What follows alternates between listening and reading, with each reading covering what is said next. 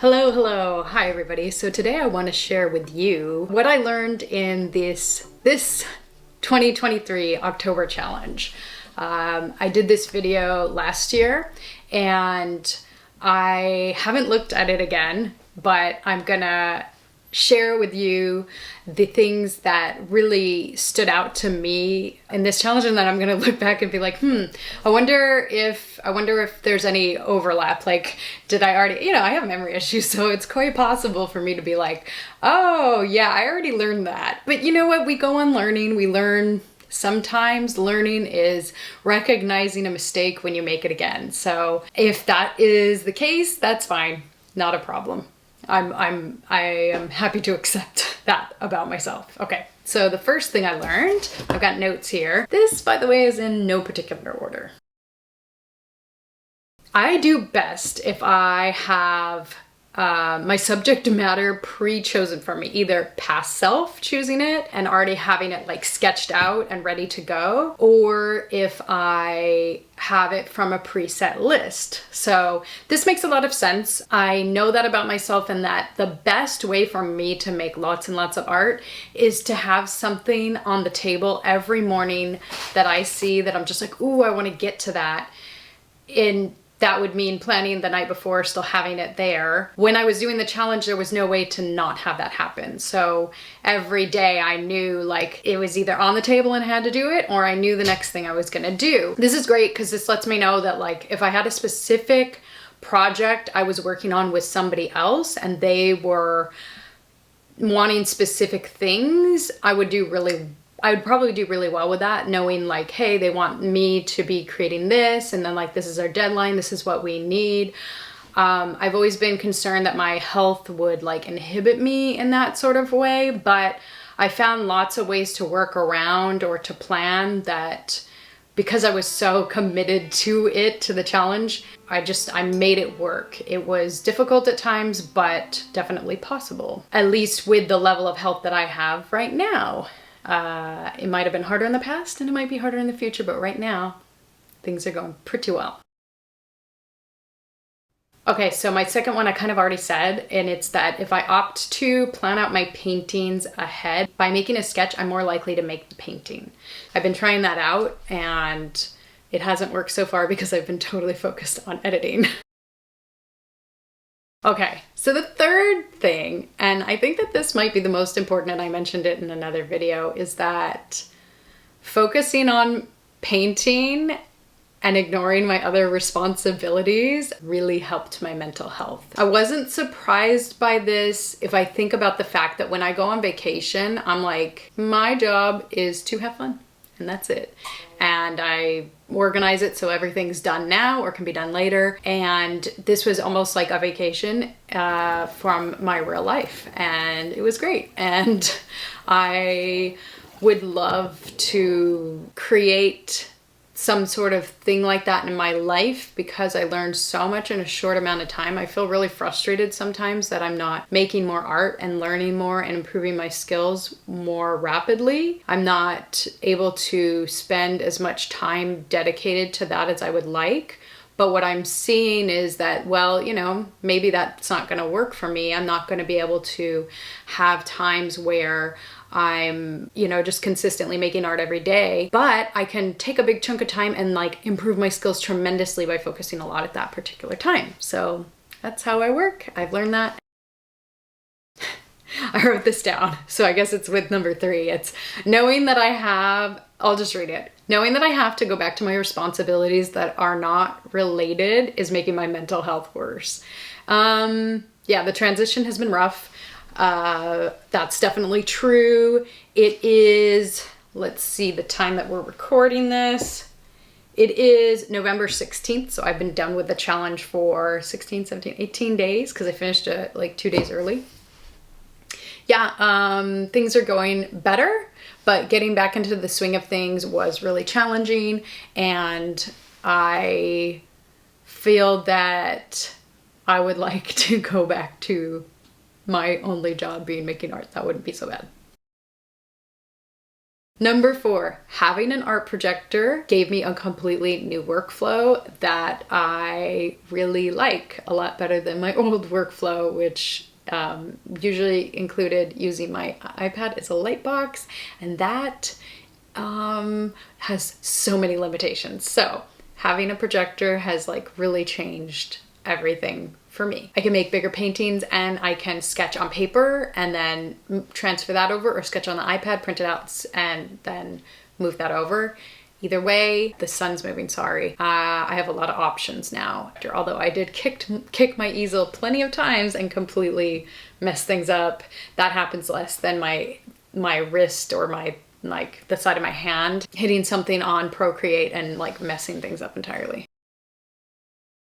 Okay, number 5, I learned that I am really unwilling to take risks under a time crunch. So that's something that I didn't know, and it's something that I think I will need to understand about myself, and that I'm gonna really need to experiment outside of time crunch kind of scenarios, or give myself a bigger window to experiment. Wow, it's like I feel I'm Voldemort, like the sun has removed my nose. Let me see if I can fix this. There, that's better. Okay. One thing that surprised me, and I think is this number 6? 2 hands now, so I have to put down my phone to show that to you. Even though I haven't made many finished paintings since the last challenge I did, which was Mermaid, my art skills still have improved somehow. Like, I don't know how. I've been still messing around, just, you know, sketching, doing lots of, I guess, experimentation. Nothing really finished, but just, you know, painting this and then doing that. And I felt like it was all just messing around, and I didn't make anything finished, and it was just kind of, I didn't like anything that I made, that's for sure. It was all sketchbooky. Oh, okay. Oh, I'm saying I haven't done anything since Mermaid, but that's not true. I did the whole bug creation thing. So I'm completely forgetting what I spent, you know, a couple months working on. Okay, let's look at number 7. Number 7, and this one is really important, and I think probably applies to a lot of different people, so I probably should have put it as number 1. And that's that picking a good reference photo is the most likely predictor of whether or not I will like the finished painting. I still don't understand light well enough that it's not so much understand. I don't have a series of like set experiences over and over with light enough that I would be able to just make up something and have it look realistic in any way. So I have to use a reference to make sure that the image looks somewhat realistic. So if I love the light in the reference photo, I'll probably like the end product at least a little bit. And some examples of things that I really like the reference photo of was like the horse painting. I didn't love how I did it, but the end result, because the light that I was depicting was such a beautiful reference photo that the eventual painting still ended up halfway decent. Whereas in the other areas where I didn't have a reference photo at all and was kind of going from a bunch of different photos and kind of making things up, that was really likely to be a failure in my end, and that I didn't like the end product. So when I say failure, what I don't mean is that I didn't make art. I just mean that it wasn't what I was going for. I don't like it. Number 8, back to me, and only me, this just applies to me. I really like storytelling. So I don't think of myself as a storyteller, although I don't really know why. Like, I tell stories to people all the time. And like, I loved when my kids were little making up ridiculous stories, like something you wouldn't find in a children's book that was like really potty humor and stuff like that. Like I liked making them laugh and all that. And I like making people laugh if at all possible. But I didn't know that I liked storytelling as in like, once upon a time, there was da da da da da. So I really love the the works I did that were the most, that had a story. So for example, the first painting that I did was the cat with licking an oil lamp, because there's some sort of lore around that. I'll add right here where the lore that Stephanie Law shared with us, and I was like, oh, that's super cool. Like, I could totally see a cat doing that. And so I really enjoyed telling the story because it just makes it so much like a more of a comprehensive experience, relatable experience. It makes it so much more of a relatable experience. I can see my cat going and licking an oil lamp, like something they probably really shouldn't be doing. You know, like, is the oil good for them? Are they getting too close to the flame? Like, you'd be worried about your cat. I worry about my cat all the time because of choices she makes, my dogs too. It's always questionable. So it's just so relatable to me that a cat would do that, even a wild cat. So I think one of the reasons that I didn't realize I like storytelling is because of my memory issues, which have improved drastically from having Nuka and then improving my gut health, kind of like together. And it's also improving my sleep, which improves my memory, and it's all connected. And it's all making my life better, and now I know I like storytelling. Was that number 10? Or was that number, I didn't hold up 10 fingers, did I? Okay. But so number 11, it's been really helpful to understand which tools work best for me at what times. I just read that because like I don't remember writing that. Yeah, like, I guess, yeah, I mean, that makes a lot of sense because I was really struggling to paint standing up and use gouache while under pressure. Like, the combination of all that was a mess. I couldn't figure out how to,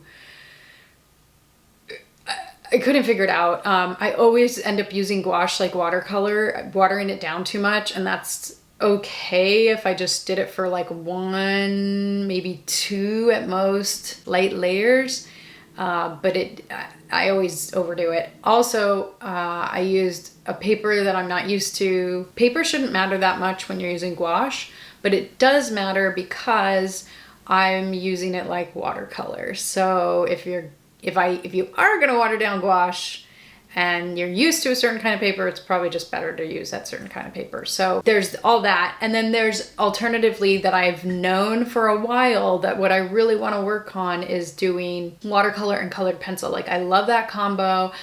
I was trying to perfect it. What challenge was it? I think it was the challenge I did last year, and I didn't use it for the bug show because that was a completely different technique, and I used only watercolor and gouache. I did use some gouache on that one for the background. So that one I used a completely separate technique. I'm beginning to like see like, okay, this is gonna work in this area and that's gonna work in that area. This is what works for me, this paper, these tools. All of that is starting to make a lot more sense to me, and I'm starting to have opinions, which is super cool because when I did art in high school, it was pretty much colored pencils because that was cheap and that's what I could afford. And then over time, I kind of just, I mean, I homeschooled my kids, so I'd bring out the art supplies to work with them or to teach them something, and I'd always be so shocked, like, whoa, I still draw pretty well. Like, I didn't know. I just thought the skills would evaporate or something. I don't know. So I didn't do anything for a long time. And then when I started trying to build my art skills again, I was like a kid in a candy shop. Actually, the image of me kind of looks like the squirrel. There's a